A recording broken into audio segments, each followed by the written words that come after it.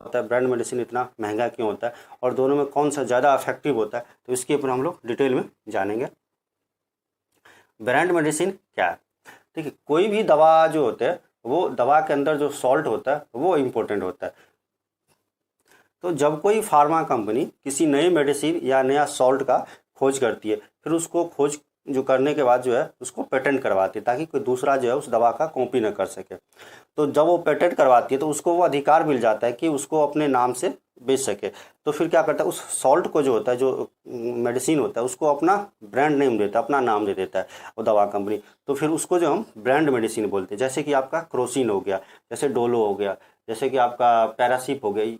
तो ये सब क्या है कि ब्रांड मेडिसिन है, क्योंकि उसके अंदर जो सॉल्ट होता है वो पैरासीटामोल होता है। जेनरिक मेडिसिन होता है वो अपने ब्रांड नेम से नहीं बेचती है, वो सिर्फ सॉल्ट के नाम से बेचती है। तो वो बेचती ऐसे है कि जब कोई दवा जो दूसरी फार्मा कंपनी होती है जो उसको इनोवेट करती है, उसको कुछ लॉयल्टी पे करती है। लॉयल्टी पे करने के बाद उसको जो जो जो इनोवेट की हुई कंपनी है उसको अधिकार दे देता है बेचने का।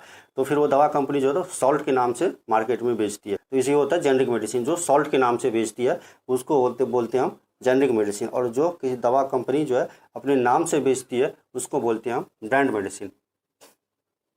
दोनों में अंतर क्या है? तो दोनों में कोई खास अंतर नहीं होता है। जेनरिक मेडिसिन हो चाहे ब्रांड मेडिसिन हो, दोनों में प्राइस का अंतर होता है और थोड़ा बहुत नाम का अंतर हो सकता है, लेकिन दोनों में एक ही सॉल्ट केमिकल होता है और दोनों का इफेक्टिव जो है वो दोनों सेम इफेक्टिव होगा हमारे शरीर में। चाहे डोज ले लो, चाहे आप क्वांटिटी ले लो, चाहे क्वालिटी ले लो, सब कुछ सेम हो सकता है। साइड इफेक्ट भी सेम होगा, लेने का तरीका भी सेम होगा, डोज भी सब कुछ सेम हो सकता है।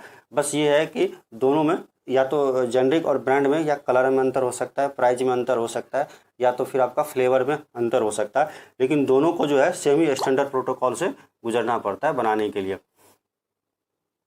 ब्रांड मेडिसिन कॉस्टली क्यों होता है? तो ब्रांड मेडिसिन को जैसे जो ड्रग बनाती है, जो खोज करती है, उस पर आपको खोज करने में, रिसर्च करने में जो है काफ़ी सारा मैन पावर लगता है, तो उस पर पैसा खर्च होता है। पेटेंट करवाने में पैसा खर्च होता है, फिर मार्केटिंग करने में उसको जो है पैसा खर्च होता है।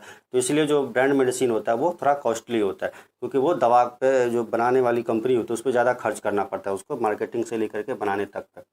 और जो जेनरिक मेडिसिन होता है वो सिर्फ सॉल्ट के नाम से बेचती है, तो उसको जो है सिर्फ अधिकार मिलता है उसको सॉल्ट के नाम से बेचने का। तो उसको मार्केटिंग, रिसर्च और पेटेंट वगैरह पे खर्च नहीं होता है, वो सिर्फ उसको जो मैन्युफैक्चरिंग होता है वो कॉस्ट उस पर लगता है। तो इसीलिए जो वो जो है जेनरिक मेडिसिन होता है थोड़ा सस्ता होता है।